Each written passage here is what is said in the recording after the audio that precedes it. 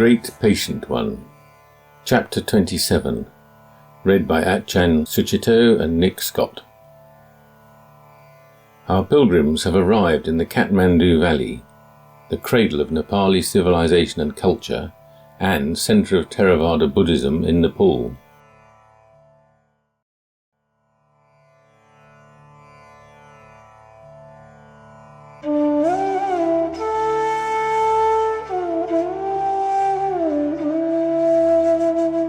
Chapter 27, Bringing It All Back Home.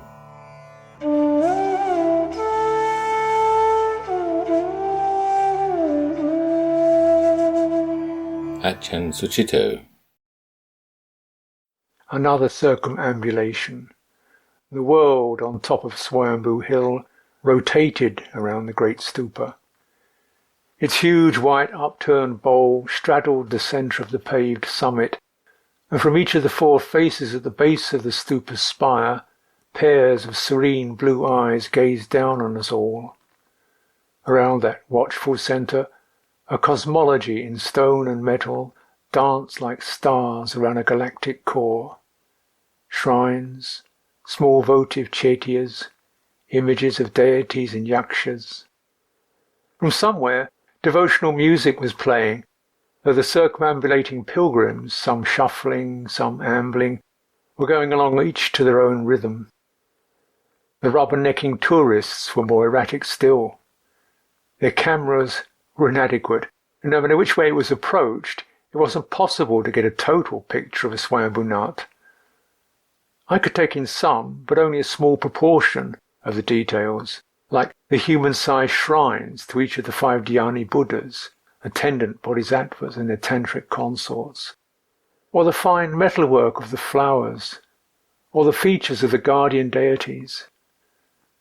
But to absorb into an attempt to follow the detail meant losing the rhythm of the whole. When I stepped back to re-establish a whole perspective, some knowing Buddha eye or Tara's smile would fix the attention and steer my gaze back into myself. To look up meant ascending the gilded spire of finely wrought rings as they diminished in order of size under the canopy of a gilded parasol. Above that, at the ultimate pinnacle of his primordial Buddha, was some detail that my eyes couldn't make out, and beyond that was the sky. It was a relief to come down again to the great white bowl, the mother out of which the forms arose, and find myself, not by watching, but by participating. That is surely the intention, to have one take part in this, so that one circumambulates, with hand trailing the cool, worn copper prayer wheels that are set in the metal fence around the great white belly, and maybe moved by all this, to offer a prayer, or at least attune the heart to the manifestations of this world, the scampering monkeys, the pilgrims, mostly old in ragged dress, monks in Tibetan robes. Off to one side in one of the small temples that sit around the stupa's feet, a skein of Nepalis with hand drums and cymbals rocking in their puja, and the swirl of crafted forms that seem to be inanimate, but keep establishing point and counterpoint. This is as close as one can get to Swayambhu. The great wide eyes look down over all of us as we tumble beneath them like flakes of glass in a kaleidoscope, eyes with the Nepali figure for one, descending like a question mark-shaped nose between them. And they gave me a question. How do I bring the meaning of this pilgrimage back home? We made our way down the hill behind the stupa along a winding path to the small vihara, the Anandakuti Vihara, although a modest and prosaic group of buildings, was the seed point for Theravada Buddhism in Nepal. Established by Venerable Dhammaloka in 1943, when Buddhism, or at least its vitalized form, was highly disapproved of, the vihara was more renowned as the base of Venerable Amritananda, who had passed away the previous year. The current senior incumbent was Venerable Kumar Kashyap, to whom we gave Chaturaj's brief note. He was amiable, but had little English. There were a couple of novices, a 2-story cell block, a small separate temple, and a refectory. There didn't seem to be any activity to take part in. The shelves full of books in Kumar Kashyap's room indicated a style based on a Sri Lankan model of private practice centered around study, translation, and writing. We were given a large room upstairs and left alone with the afternoon, a feeling of now what, and a scattering of booklets.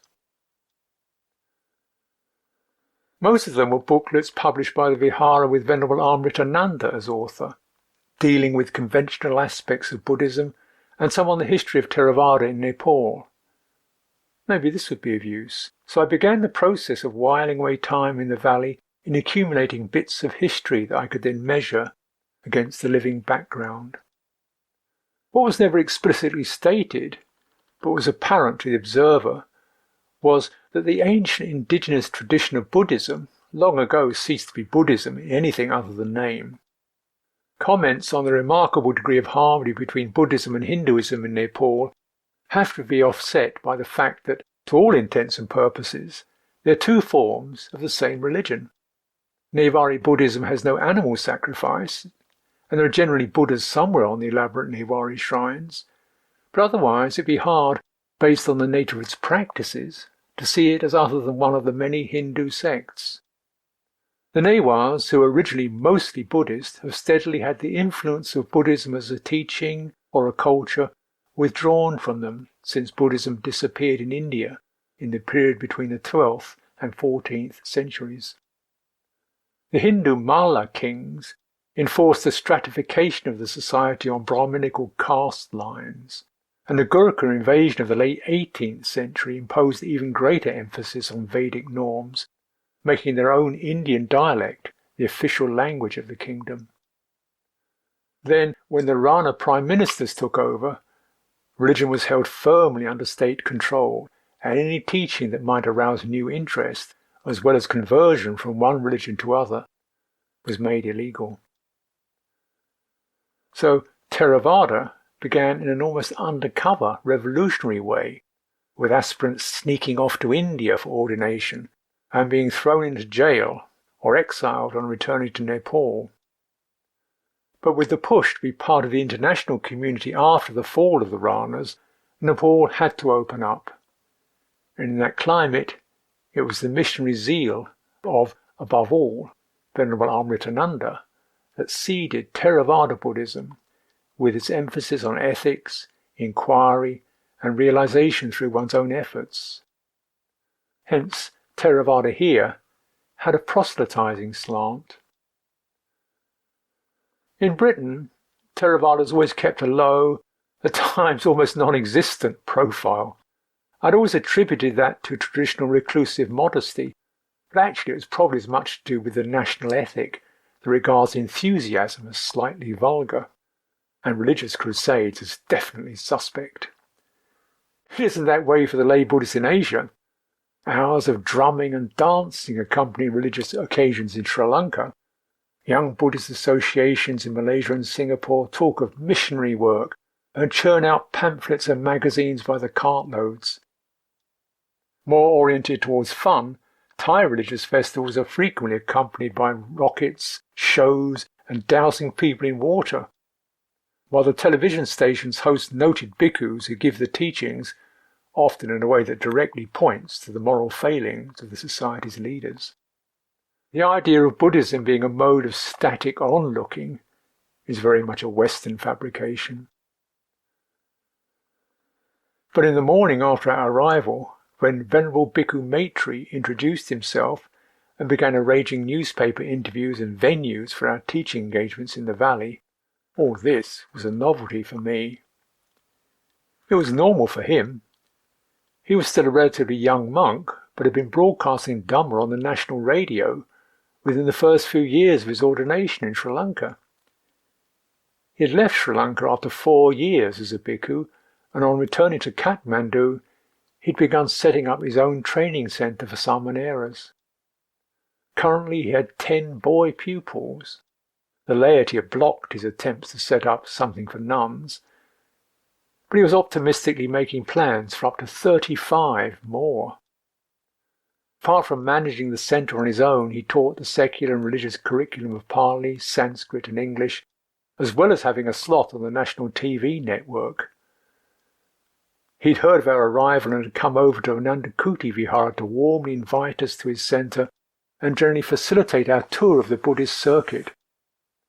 Our week-long circumambulation of the valley looked like it would entail active participation. So Nick and I packed our bags and walked down the hill to the east, over the Bagmati River that runs north-south along Kathmandu's western boundary and into the city. We arrived at Bhikkhu Maitri's place, Sangaram, in good time for the meal. It was a cramped house with a courtyard and young summoneras scuttling hither and thither. They were already making a room ready for us, the largest and most secluded space in the establishment. Bhikkhu Maitri was cheerfully getting things up and running. He, of course, had arrived hours ago, having taken a taxi from the gates of the Vihara. I had resolved to immerse myself in the humanity of it all and let that inform the situation. That took a bit of doing on all fronts. Just in terms of Theravada Buddhism, there were about 16 active viharas and dharma centres, several of which were already aware of our arrival, and with Bhikkhu Maitri and Chini plugged into the network, a steady succession of invitations started manifesting. Meanwhile, Nick took on the duties of applying for visa extensions, changing what money we had left, and juggling that against the maps and the time limit to come up with some plan of action that would be a fitting conclusion to our journey. And I just wanted a peaceful immersion, taking in this, reflecting on that. There was a lot to take in. The valley is the heart of Newari culture, which, although often mingled with Tibetan, is a dazzling experience in its own right. On our first day in Kathmandu, I did decide to attempt to absorb one small temple, a Buddhist one, the shrine to Seto Mechendranath. It's off Asansol, a bustling thoroughfare full of stalls, cars, rickshaws, scooters, people. In fact, the market overflows into the courtyard of the temple in which the main shrine stands behind a cluster of steels, chaitiyas, and pillars carved with deities and animals. The reek of butter lamps and the soft playing of drums and cymbals over the drone of a harmonium wafts and wraps itself around you. Lions and griffins defend the steps to the door of the shrine, while a couple of sinuous taras waving flowers beam blessings down from their pillars. It didn't feel right to just stand and stare, almost rude. Taking my cue from the gentle flow of human activity around the temple, I briefly paid my respect to the shrine and did a few slow circumambulations around the courtyard. Then, whatever flashes of the ornate copper roofs, ornamental banners, and images that arose could stay in the mind as they would. There had to be as much of the whole as I could take in. That seemed to be the only way to go about it. In more than one sense, the streets were part of the shrine. The stalls with their cloth, Nepali hats, ribbons, beads and curios, the cars, bikes, kids asking for 1 rupee, and occasional glimpses of some delighted divinity winking from a recess in the wall. It was all enough. And just what it was, form, feeling, cognition, and the patterns of psychological activity that they bring up in your mind, as well as the very state of consciousness in which they arise. All this is impermanent, say the awakened ones. As such, you can't find self-existence in any of it. So rather than trying to fix on anything in particular, it felt not exactly pleasant, but quietly real, to immerse myself in all that. Thus you should train yourself. In the scene, there will be just the scene. In the herd, just the herd. In the sensed, just the sensed. In the cognized, merely the cognized. Then you will not be holding any of this. When you are not holding any of it, you will stop identifying with any of it. Then you will be neither the watcher, nor the watched, nor somewhere beyond, or in between these positions. Just this is the end of dukkha. The only difficulty was trying to get my Buddhist practice to be that real. Home base, Sangharam had its trying moments. The first interview with the local news agency was no big problem, just the letdown of not being able to communicate or even be asked about anything that seemed important to me about our pilgrimage or the Buddha's Dharma. Newspapers just want manageable facts and concepts. Bhikkhu Maitri paid occasional fleeting visits in the midst of managing his many projects, which by then including organising extensions to our visas. So it was frustrating there was no occasion to get into any talk on Dhamma with him. Then there were the breakfast scenes. It wasn't just the Samanerus who didn't seem to know about formally offering food. Nick had also lapsed on some of the formalities over the breakfast platters that they dashed in with and plonked down on the table. He seemed to be somewhere else. I assumed he was too absorbed in maps and plans to connect on that level. But for my part, I was sticking to my principle of not making requests for any food.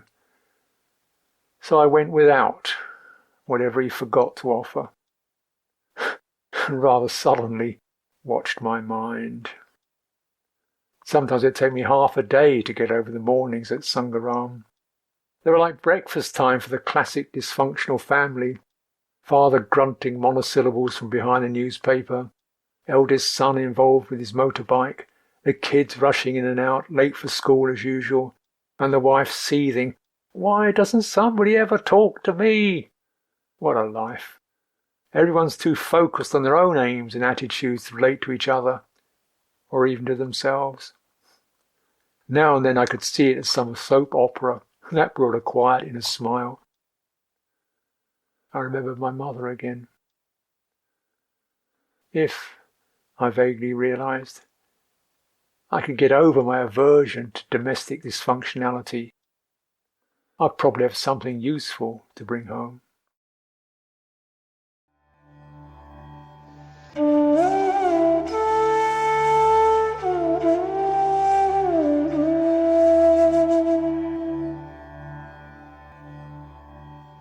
Nick Scott.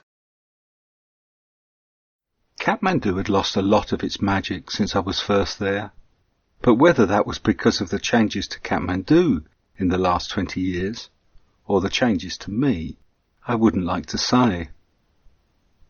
I originally heard of Kathmandu in 1968 on a beach in Sidmouth in Devon. I was 16, it was during the school summer holidays, and I was playing at being a dropout. With a dozen or so other young guys, I was sleeping in the shelters by the sea.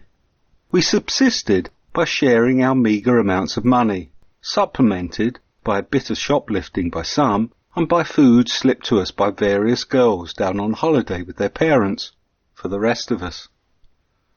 The others weren't much older or more experienced than me, except, that is, for Byrne. We all looked up to him. I suppose he was in his mid-20s at most, but to us he seemed to know it all. He made leather belts and bags and sold them where he could.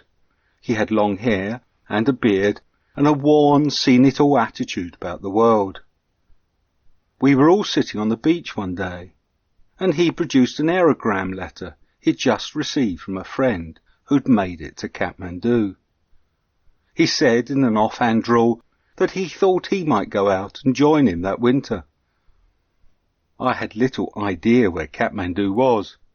We were studying South America for geography at school, not Asia, but I was deeply impressed. I decided there and then that that was what I was going to do, instead of going to university.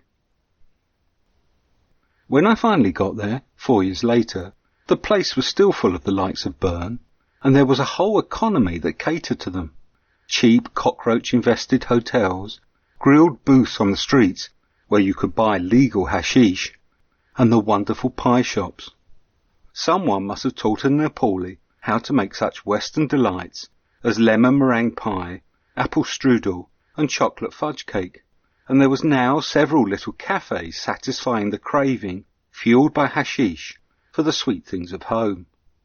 You could spend the day in those pie shops, playing chess, smoking dope, eating sticky cake, and looking out of the first floor window onto the amazing street below. Kathmandu seemed very magical then. The pie shops have gone now. You can't get hashish legally anymore either. There are lots of cars and lorries where I remember only people, bicycles and carts, and although the old richly carved wooden buildings in the town centre are still there, they are now surrounded by modern blocks of brick and concrete. The hippies have completely gone too. On this visit, the young Western travellers we saw were all well dressed, and most seemed to be Dutch or German. There was a whole new district that catered to them, with neat hotels, proper restaurants, supermarkets, travel agents, and shops hiring sophisticated equipment for trekking. Cheese, chocolate and newspapers were on sale there too, and there were proper bakeries selling bread and cakes. However, the prices were pitched at the new type of visitor and outside our range. Without the Theravadan viharas we stayed in, and the dhanas that fed us, the amount of money I had left wouldn't have kept us 2 days in modern Kathmandu. On our second day we set off for Kopan Monastery, outside Kathmandu, to look up Stefano, who told us in Lumbini that he could be found there. We were seeking advice. He might know somewhere in the high Himalayas, some small Tibetan Gompa, perhaps, where we could spend a few days before flying home. This idea was a compromise between Ajahn Sucitto's desire for somewhere quiet where he could meditate, and my wish to go walking in the high Himalayas. Busy, westernised Kathmandu had been a shock, and we both wanted to dally in something more pleasant before we had to return to the responsibilities of home.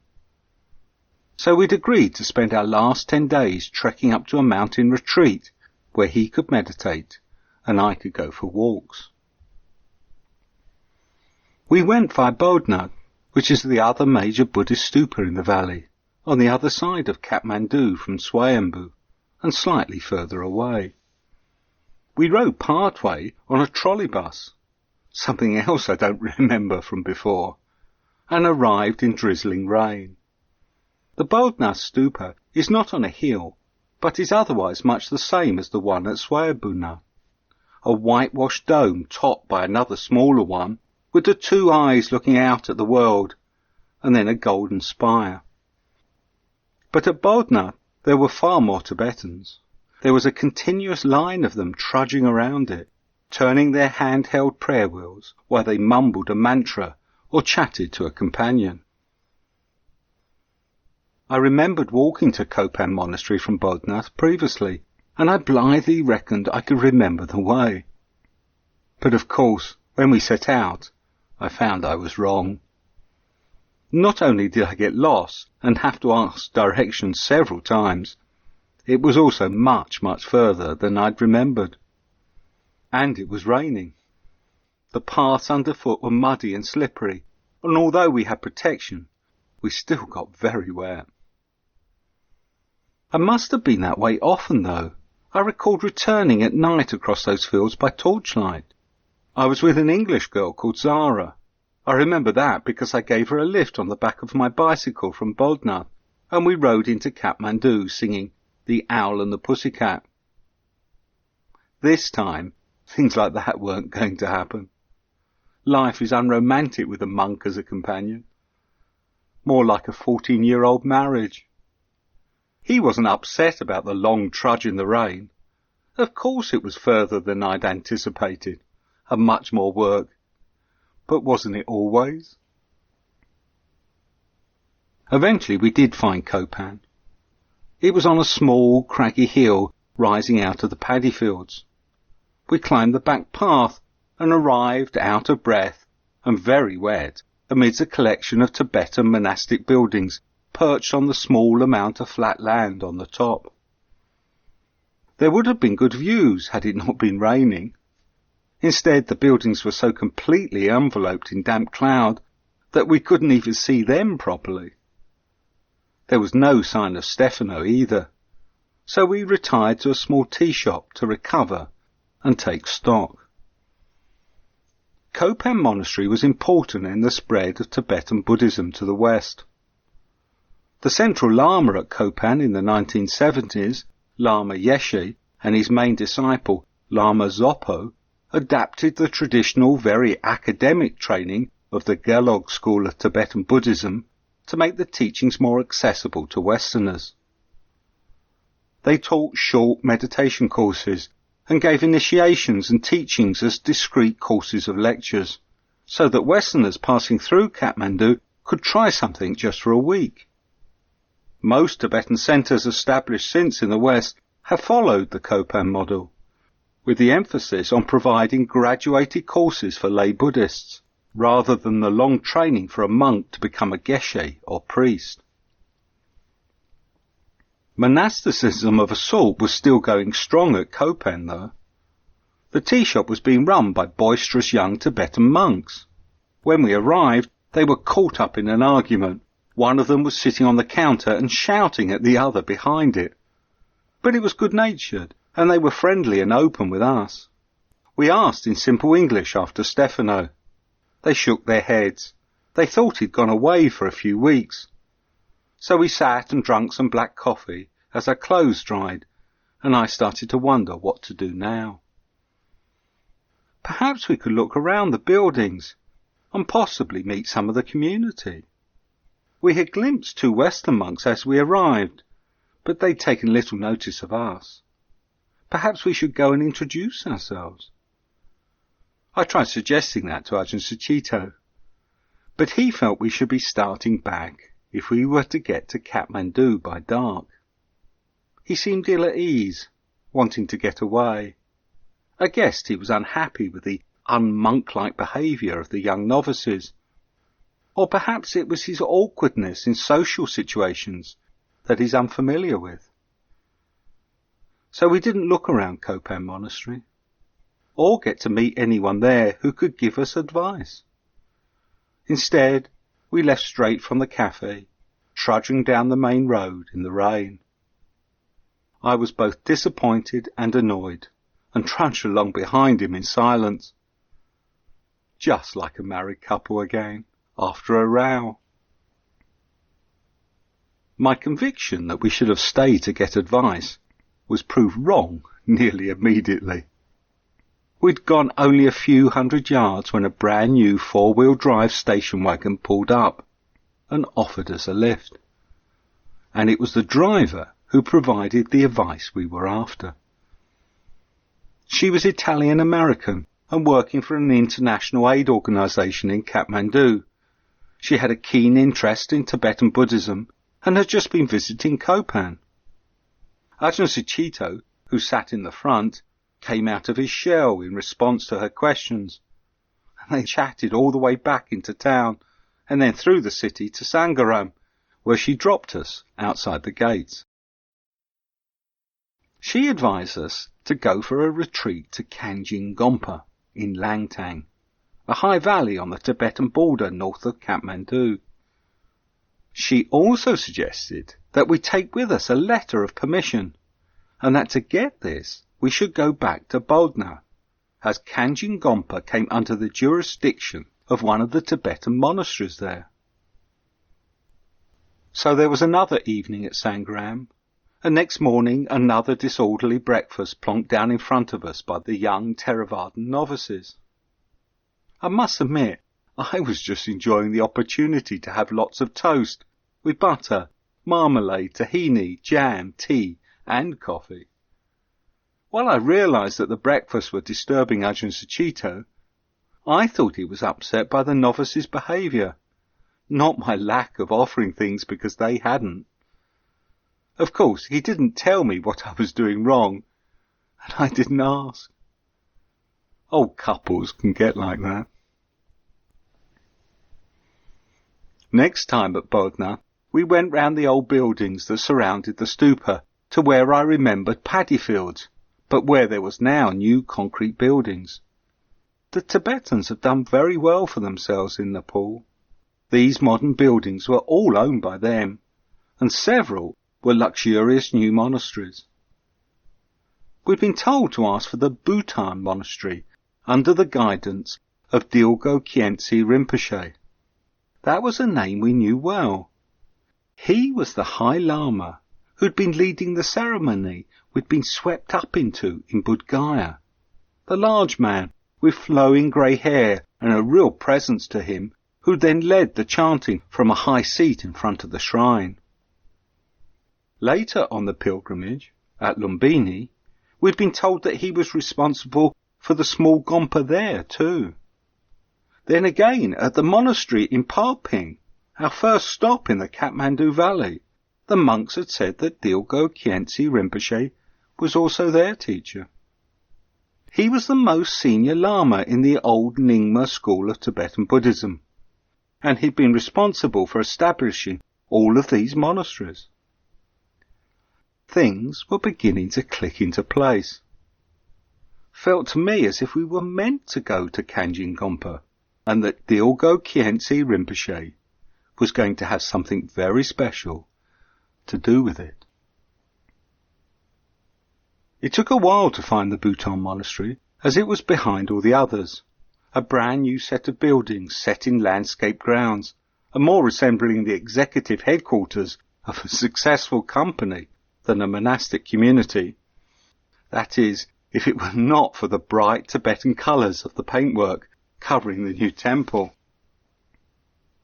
As we entered the gateway, a Western Tibetan nun came scurrying along the pebbled driveway towards the temple. She was English, and told us in a slightly breathless voice, and in a broad Lancashire accent, "I, Langtang Gumpa's one of ours. Dilgo Khyentse Rinpoche's here. You best come along." Then she scurried off, disappearing into the building, with us following, rather like Alice after the White Rabbit. We climbed broad stairs to an upper story, where we took our sandals off and entered a large shrine room dedicated to Guru Padmasambhava. People were beginning to congregate. There was the Lancastrian nun and a few other Westerners, all of them with white silk scarves in their hands, ready for a presentation to the Lama. Several Tibetan monks were coming and going, and there was an air of something important about to happen. I settled down, expectantly. It might take a while, but you couldn't expect this kind of thing to happen instantly. However, after only 10 minutes waiting, Ajahn Sucitto, my other more doubting half, who had been reluctant about the whole enterprise from the beginning, leant over to point out that it was nearing 11 and perhaps we should find somewhere to eat. So we left the Gompa for a meal of noodles in a mundane snack bar round the corner, and when we returned, the audience was over. The Westerners had gone, as had most of the Tibetans, and the only likely source of help was an important-looking young Lama, well-fed and wearing impeccable robes, we'd seen inside. He was now outside the entrance, speaking to 2 junior monks. By the time Ajahn Sucitto had agreed that we should go over and ask him about Kanjin Gompa, a BMW had pulled up. The Lama stepped in, the sun catching the gold watch on his wrist as he opened the passenger door, which was then closed by one of the junior monks. The BMW swept away down the gravel drive, leaving us standing in its wake. The remaining monks didn't speak English when we tried asking them, so we gave up and returned to Kathmandu. Ours was going to be a purely Theravadan pilgrimage into the mountains, completely devoid of miracles.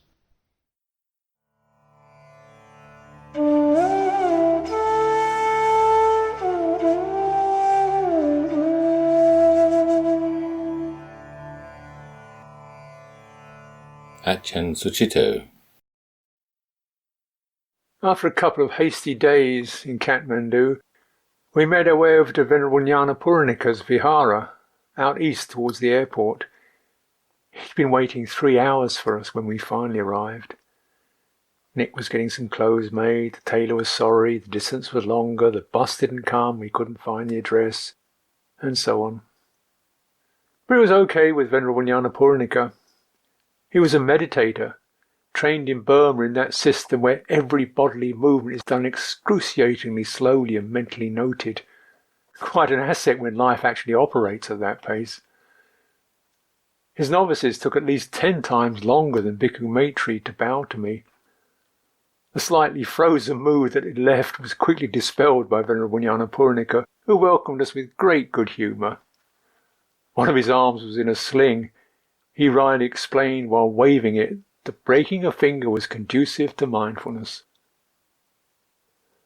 After our conversation, he left us to meditate. Tomorrow we were to fulfill our invitation to Chini's house in Patan for the meal. She was a close associate of his, and everything had been arranged. I noted rather wistfully how tranquil the Vihara was. Chini was excited. She had been to Britain 10 years ago, spending 2 years in the Burmese Vihara in Birmingham, and even visiting Chithurst briefly. She was a great one for connections, and had been pulling strings all over the valley since our arrival. Her cousin Sujeev had visited us at Sangaram and was to interview us for a Buddhist magazine. But his interest was also personal and growing, especially as he had started helping out with the practicalities of getting round and listening to our talks. Pictures of another of her associates, Sister Medanandi, stood where we had our meal. One picture was of her as a laywoman working for the UN, wearing a flower print dress and all wreathed in smiles. Another picture of her was a nun in Burma, half in shadows, but composed and reflective, with downcast gaze, shaved head, and simple pink robes. The 2 images caused the mental note. Yes, images. They last a long time and can capture much more than a few words. And as we were in Patan, where the best Buddha images are made, we could use the last scraps of money that Nick could spare to bring something evocative back home. So Sujeev took us to a couple of the small workshops where Buddhas are made. These were Buddhas in the raw, not polished and packaged yet, but dull bronze, standing in untidy throngs or sitting on any shelving space available. Some were nearly life-size, most smaller than that. One place had the aristocrats, gold Buddhas, with silver robes all carefully engraved with flowers, way beyond our means. But we found a couple of copper beauties, about 20 centimetres tall, one to give to the Bhikkhu Sangha and one to the nuns. Then, from somewhere among the dull brown throng, a face, a gentle and calm face, caught my eye, and I knew that one was for me. It was Amoga Siddhi, the imperturbable, whose mudra symbolizes the action of Buddhas in the world. He fitted into my hand, and alongside him, the craftsman fumbled along the shelf, was Akshobhya, and here was Ratnasambhava. Did he have the others? Wait a minute, over here was Amitabha, and somewhere behind here, Vairocana, all 5 Dhyani Buddhas. We had toyed with the idea of buying me a warm sleeping bag for the mountains, but now there was no doubt. These Buddhas had to come with us. The man took them off to be polished, and they came back gleaming. So the last of the money went on 7 Buddhas. That meant abandoning the sleeping bag, but this was a pilgrimage, and priorities were priorities. The certainty was luminous. Images, to take us out of the images of thought. Beautifully also for that time, we were like children again, my old much abused trail buddy and I. We laughed, we sparkled, we were surrounded by Buddhas. It was like that moment by the forest trail near Rajagir, or swapping yarns by a fire under the full moon overlooking the River Son, or the countless times propped up opposite me around some tea in a chai shop. What else was a pilgrimage about but to be in the vortices and flow of spiritual friendship? And of course we span apart before long among the temples of Patan. I dipped into the Mahabodhi temple, extraordinary, wonderful, and so on. Glanced briefly at one of the 4 Ashokan stupas, goggled unabashedly at the fabulously carved royal bath, more like an artificial pond with mother goddesses, Shiva aspects, Hanuman, and the Buddha all peering down onto where the Malla kings of old had lolled with their loofahs, and lingered in Durbar Square. Patan, Kathmandu, and Bhaktapur had been rival city-states for a period of the valley's history, so each Malla princeling had obviously set about to outdo the others in terms of splendid artefacts in the main squares. In that golden age, Newari architects even went to China and introduced the pagoda to the Ming emperors. Now I can hardly remember which square was which. They all seem to have the basic ingredients of ornate temples and palaces, with the local monarch immortalized kneeling on top of a pillar, reverentially facing the temple of his choice. I think it was the one in Patan whose dignity was slightly offset for me by having the statue of a bird sitting on his head. At the time it was created, it probably meant something auspicious. None of this was working for Nick. He seemed a bit out of it in the valley, his mind drifting off and tugging away, not wanting to be there, not able to empathize. He reached the end of his interest at the Golden Temple and left me there enwrapped by some small Tara shrine in the courtyard. He sat outside and then went back to the Akeshvara Vihara where we were staying the night. It seemed to epitomize the way in which it was difficult to sustain a common sense of direction. I sat there on my own, with a harmonium and tabla drums somewhere playing a sacred song. Harmony. I was still expecting harmony on the wrong level.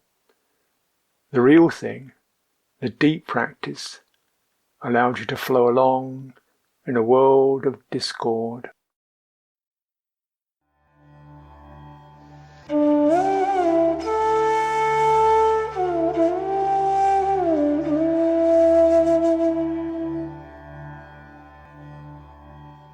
Nick Scott. Our roles were reversed in the 3 towns of the Kathmandu Valley. I would prefer to stroll along the streets, just taking in the ambience of the place, while Ajahn Sucitto would become completely engrossed in the detail of the old buildings and shrines. These were the equivalent for him of what a fabulous bird reserve was for me. He loved it all, and he'd tried to share his interest. He'd already pored over the guidebooks we'd found, and knew about the different architectural influences, what the buildings were, and who the chap carved in stone on the pedestal in Lalitpur was. King Sid something or other. He became totally engrossed when we got inside the Golden Temple. The inside was incredibly ornate, and he tried to tell me what various bits represented. Those are the 8 Maitreyas, or whatever it was, and these are Nagas, and that. I did try to act interested. I really did. But my mind would glaze over in the same way it does within 10 minutes of being in a museum. I told myself that if the buildings had been beautiful, I could enjoy that, but not all this symbolism. All I wanted to do was to sit outside and listen to the devotional singing. That was beautiful. At the time I knew nothing about Vajrayana Buddhism or about tantric practices, so I had little context in which to put all these details he found so fascinating. And I haven't got his interest in the mind and its manifestations. I expect I wasn't as tolerant as he'd been with me, But I do remember standing in the street several times, patiently waiting for him while he was looking at something or other, reminding myself how patient he'd been with me. What did interest me was the social context of the Theravada movement, and so I read a lot about the Newars. That helped me to see the nationalistic aspect of what they were doing. During the century, they have responded to their loss of status in their own valley by promoting all things Newar. There is a movement that encourages publication in the Newar language, and that organises demonstrations around issues seen as Newar, like the adoption of the traditional date for the founding of the Kathmandu Valley as the start of the national calendar. Part of this movement is the promotion of Buddhism, and so the nationalist movement was the reason for all the different Buddhist organisations we were giving talks to. The adoption of Theravada Buddhism is also part of this movement. With their own Vajrayana Buddhism losing out to Nepalese Hinduism and Tibetan Buddhism, they needed to revitalise it in a way that kept it identified with the Newars. Having since read about their old traditions, I can look back on some of the things we saw with renewed insight. Those strange tall old houses set about a courtyard where we had the dharnas were in fact the old monasteries, with the chatya, an ornate stupa, in the centre of the courtyard, and shrines in each house.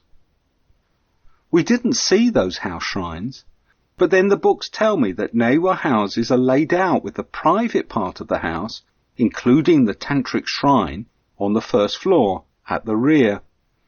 As a visitor, access to different parts of the house depends on your caste, and for us to have been taken to the second floor and fed there meant we were being honoured as high caste. I'd wondered why we always had to make our way to the top of the house, up those old rickety stairs, bent double under the low ceilings. The way we all sat when we ate, with all the men in line against the long wall, the oldest at the head and nearest us, strictly followed their seniority within the caste. There were a lot of those meals. Our stay in the valley seemed to be a long series of fabulous dharnas. We even accepted invites to breakfast, so we could fit in all the offers to feed us. To begin with, I wolfed the food down, taking delight in it all. After living on meagre rations for so long, I really appreciated rich food. Slowly, however, with the never-ending supply of mouth-watering dishes, combined with the lack of exercise, even I became blasé. I began to desire more simple fare. Finally, while we were at Akishwara, I asked to be excused from a dharna so I could stay behind and eat plain rice and dal instead. It was while I was alone there that I met a young Englishman from the Friends of the Western Buddhist Order, now known as Triratana. He was helping run their meditation courses for Western tourists. Their organisation's history has meant relations with the monastic order in England can be a bit strained, but he was interested in coming to Ajahn Sucitto's next talk. I hoped that when Ajahn Sucitto came back, I could introduce them and make a nice connection. But Ajahn Sucitto returned tired, and although I made the introductions and did try to draw Ajahn Sucitto into the conversation, there was that awkwardness that he can sometimes show, and it didn't work. I was left to ponder on another reversal of our roles in Nepal. In India, it had been me who had been reluctant to get into conversations with people. Being asked the same question over and again left me cold, while Ajahn Sucitto wanted to respond to their concern. Now, when we were meeting Westerners, it tended to be me wanting to talk, and Ajahn Sucitto who was holding back. He found it hard to chat like that. just as a way of connecting. At the talk that evening, there was no one from the FWBO, just one Theravadan monk, half a dozen pink and very attentive nuns, and some 20 Nepali laypeople. His talk was well received again, and there were lots of questions afterwards, some of which I, as usual, barged in and answered. A harmonium player we'd met earlier at the Golden Temple presented a vest he'd made for Ajahn Sucitto, and there was also an excited Chinny. After it was all over, she insisted that both of us, with Sujev, must come back to her mother's house for an evening drink with allowable cheese and dark chocolate. There were also more invites for Dana after the talk, and I began to wonder if we were ever going to get away from the valley, and away from being stuffed with good food. I was beginning to feel like one of a pair of porkers being prepared for Christmas.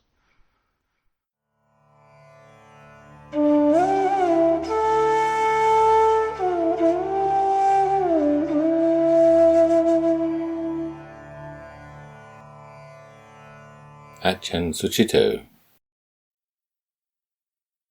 The visit to Dharmakirti, the nunnery in Kathmandu, was a special event in my mind.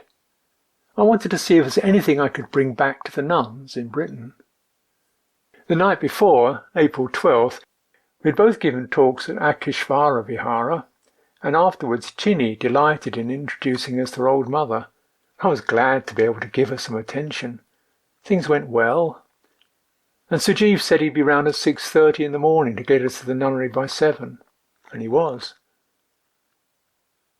The position of women in Theravadan monasticism is a contentious issue, with a good amount of heat exchanged over the relatively low status afforded to nuns. The Buddha himself had, according to the text, not been that keen on creating a nuns or bhikkhuni order, but having been persuaded to do so on the undeniable grounds that women had the capacity for liberation, along with a certain amount of emotional pressure, because the first applicant was his foster mother. He did so on certain conditions. These conditions basically meant that the Bhikkhuni Sangha was junior to the Bhikkhu Sangha, and the Bhikkhu Sangha was required to give their consent to each candidate before she could be admitted into the order. The tides of history scattered the dependent Bhikkhuni Sangha more radically than the Bhikkhu Sangha, and at one time their order nearly died out, only surviving through a branch that had established itself in China. But now, Orthodox Theravada casts aspersions on the validity of that lineage. After all, it was in a Mahayana country. They have a point. Most Mahayana bhikkhunis practice with compromises or adaptations, if you like, of the Vinaya that the Theravadins take literally. Anyway, through this, or through the weight of the tradition, or because of male prejudice, there's a resistance to re-establishing a Theravada Bhikkhuni Sangha. Nevertheless, Thai women go forth by the thousand as white-robed mechis, living under the 8 precepts, enjoying a lesser status in the society, having less material support, and carrying fewer projections. It's hard to say how much of a disadvantage that is in terms of realizing Nibbana, but it's still not what the Buddha set up. Meanwhile, the mechis get on with their practice in the range of ways that the bhikkhus do: teaching, studying, social work, and meditation. So how do I fit into this? 700 nuns, mostly temporary, sponsored my ordination. They were right behind me, literally, as I walked through the temple door. 7 years later, I was given the responsibility of developing and implementing a training for the group of nuns who had gone forth under Ajahn Sumedho. So that meant that I spent the next 7 years trying to set up something suitable in this crossover of cultures, which would suit Westerners and not clash with the Asian tradition. It also meant that as their advisor, I had to listen to the nuns, and that shifted a lot of things for me. I thought I had monasticism figured out until then. Then I started to see things differently, feel tides of emotion and my resistance to them, and realised I needed to take the Dhamma Vinaya deeper than my slant on doing and being, to go on pilgrimage into very strange lands, in fact. On the surface, the visit to Dharmakirti was nothing much. Things seemed a bit scattered at first.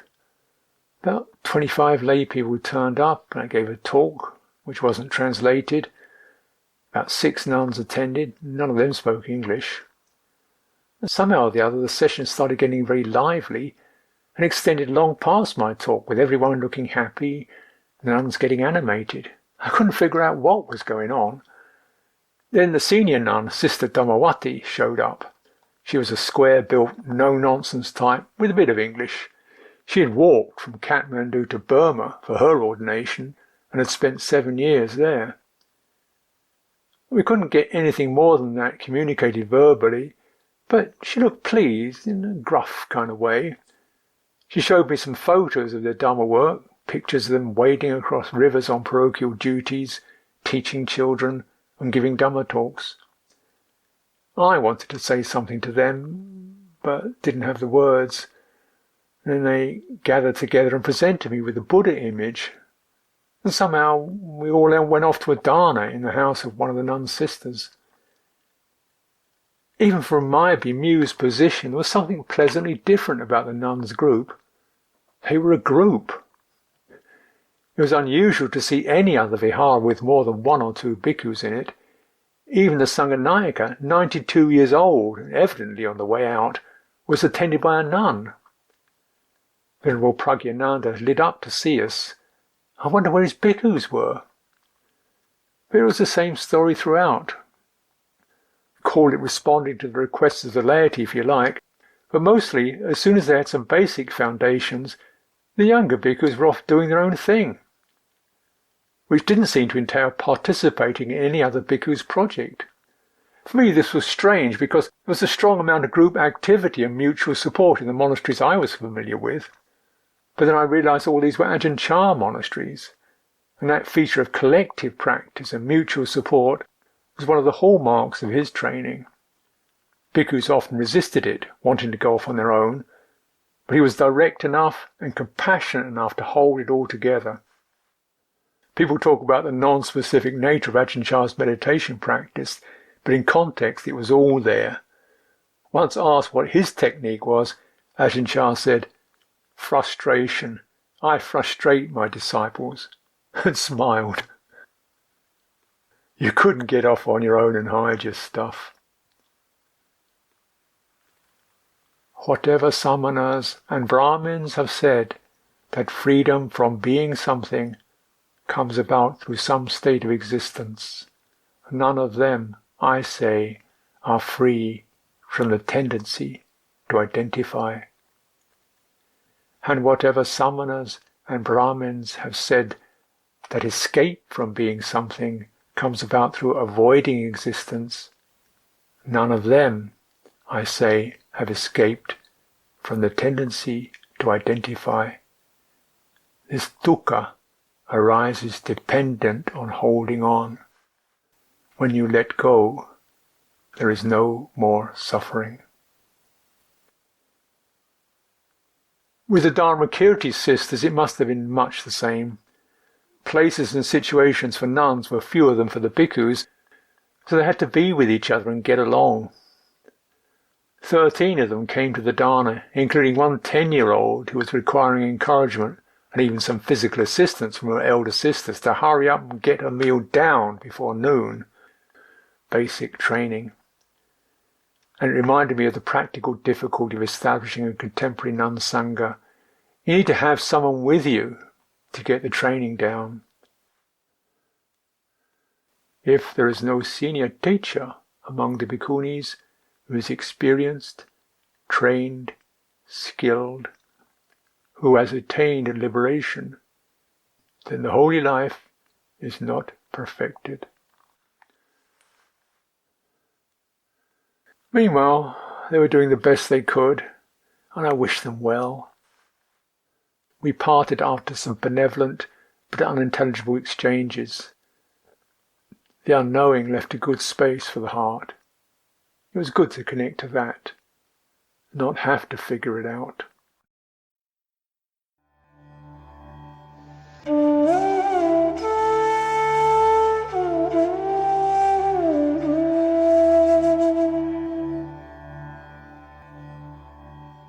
Nick Scott. According to Nepali legend, all mountains once had wings and flew about the world as they liked. However, the god of rain wanted to bring water to the people of Nepal, so he cut the wings from the mountains fell to earth, and the wings became clouds. On the night of the new moon, which we spent on Swayambhunath, I was in the kind of state where that tale seemed as likely an explanation as any for the world that surrounded us. Swayambhunath seemed the centre of a mandala encircled by the twinkling lights of the valley below, then the dark jagged outline of the surrounding tall hills, and beyond that the distant mountains with their wings of clouds. The stars turned slowly about the stupa's spire, and I sat transfixed under a tree looking up at it all, and out at that world. It was a great night, one of the few on the pilgrimage on which I had no trouble staying awake. But in another reversal of roles, it was Ajahn Sucitto who was in a dull stupor, caused by all the talking he'd been doing, and when we met up not long after midnight, he suggested we give in early and return to Anandakuti. Next morning was Sunday, and we were at Venerable Jnana Punika's old vihara in Lalitpur for his weekly Buddhist service. After that and another dana, we went to the bus station to take an extremely crowded bus to the third of Nepal's old cities, Bhaktapur. We rode there through the paddy fields of the valley, and it would have been a very nice journey if we could have seen out of the window. These days Bhaktapur is the city with the least Buddhist influence. Perhaps that was always the case, and perhaps that is why the small vihara we stayed in was not based in one of the old monasteries, but in a simpler old building. Venerable Dharmashana had been trained in Thailand, and it showed in the impeccable outer form of the monastery. Everything was so tidy, and the courtyard was laid out with neat beds of flowers, and in how everything was done in just the right way when receiving Ajahn Sucitto. It was a nice place to stay for both of us. We didn't have much to do, as there were few Buddhists in Bhaktapur, and Venerable Dharmashana was so attentive. When he found out that Ajahn Sucitto was interested in temples and architecture, we were taken on a tour, including the principal Hindu temple down by the river. I can't remember which god the temple was dedicated to, but I did enjoy the video we watched later at Venerable Dharmashana's mother's house. It showed the temple and the big annual biscuit festival they have in Bhaktapur. The festival had finished the day we arrived, and there were still the remnants, lots of litter and the occasional dazed drunk in the streets. The video showed a great wooden structure towering over the crowds it was being towed through. There was some god atop it. I forget which one and why he had to be moved, but it was very impressive. We spent one night at his vihara, staying until the meal the next day. Then, in the afternoon, Venerable Dharmashana took us down to the bus station. But he wouldn't hear of us going back to Kathmandu on the roof of a bus, which to us seemed the obvious solution, the bus about to leave being again crammed with humanity. Instead, he insisted on paying for us to squeeze into a taxi, which to me already looked full. So the view we had this time was reduced to a close-up of 6 other human beings, instead of a busload. But it got us there, depositing us outside the Kathmandu General Post Office, midway through the afternoon. The main post office in a capital city was used then by travellers as a collection point for letters. Emails and social media were yet to happen, and so Poste Restante Kathmandu was still one of the most common traveller addresses in the world.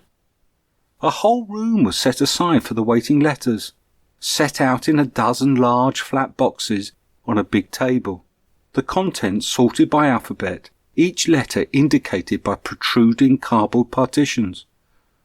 We joined the dozen Westerners already leafing their way through the tight wodge of letters, aerograms and postcards, plus personal notes inserted for friends. It was actually a mistake to use somewhere like Kathmandu as a post restart. They got so many such letters, so that you could easily miss one if it had been misfiled, which was often the case. As well as S, we looked under A for Ajahn, V for Venerable, N for Nick, and D for Doctor. And then Ajahn Sucitto, having been shocked by the number of letters for others he'd found in the wrong place, decided he wanted to look through the rest for good measure. While he was doing that, I reckoned it would take him at least an hour. I went in search of my parcel.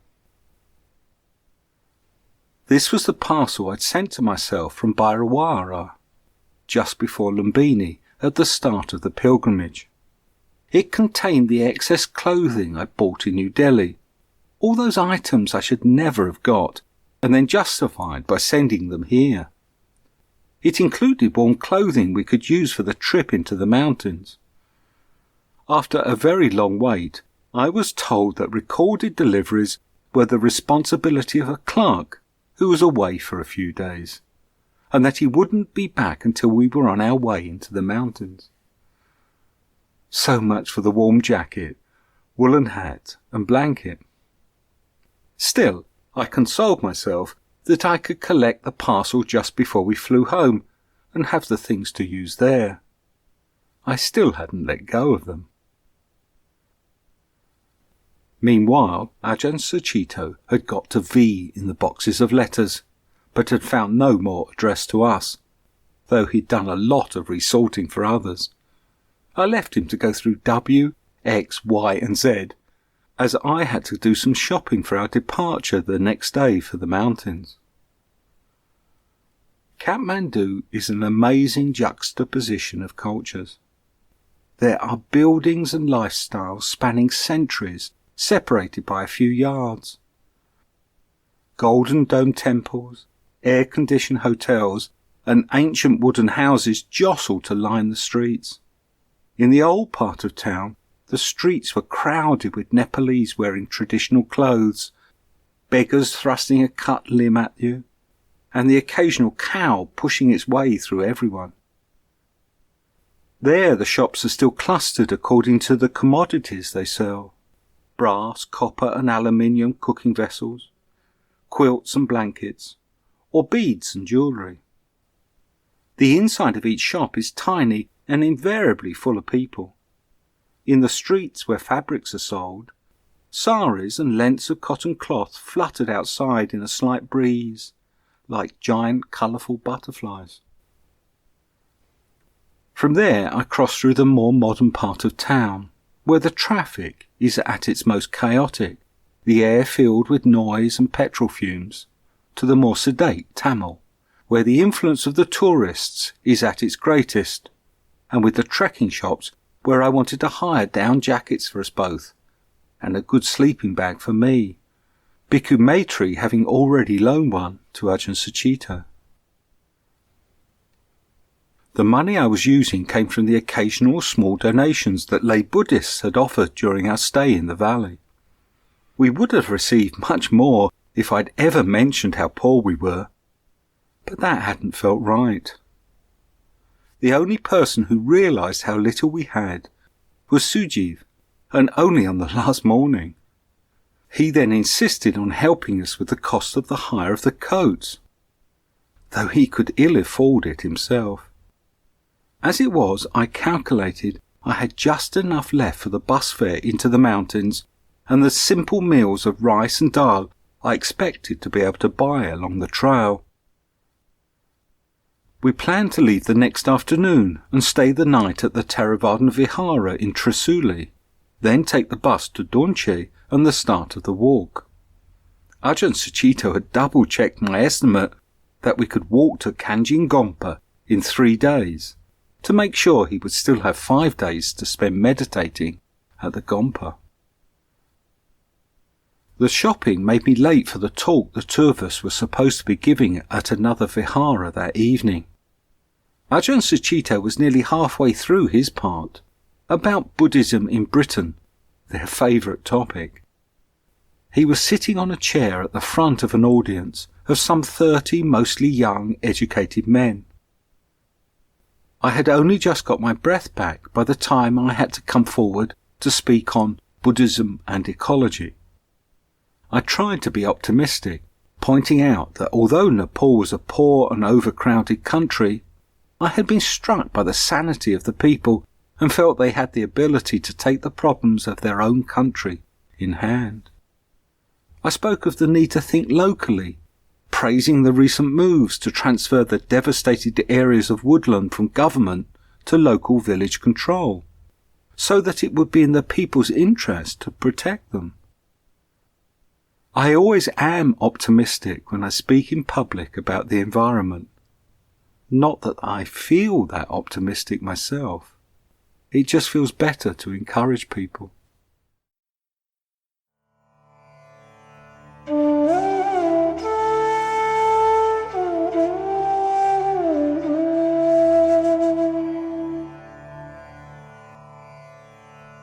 Ajahn Sucitto.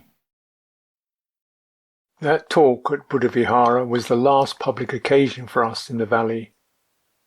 That sense of making an offering in response to the many acts of kindness that these warm-hearted people had shown us, and the enthusiastic response that it met with, were a fitting way to leave Kathmandu.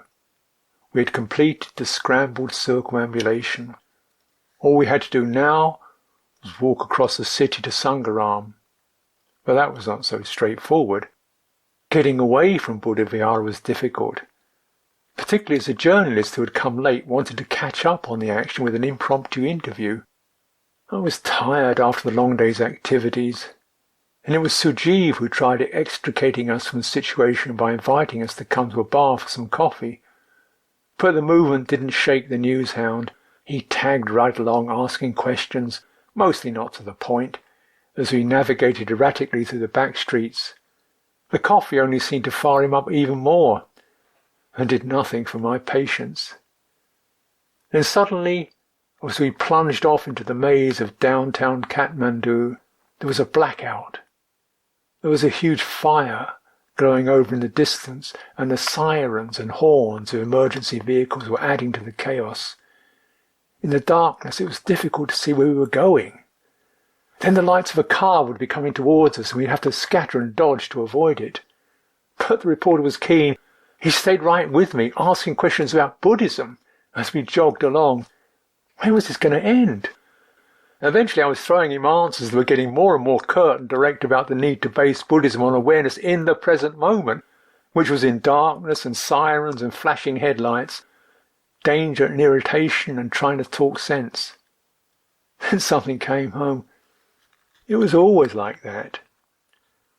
Wanting to get away from chaos, in other words, anything that deviated from my own attitudes, interests and responses, was the real problem. But the world was always going to be other than my attitudes and responses. And with great humour, the struggling stopped, and this endless journey through so many people found its own centre. Why Buddhism? Why are you a bhikkhu? Listen, none of this has to make sense. It's more like being a dice in a cup than a deliberate circumambulation. We get thrown around until we come out, and you never know what number you'll be until you hit the ground.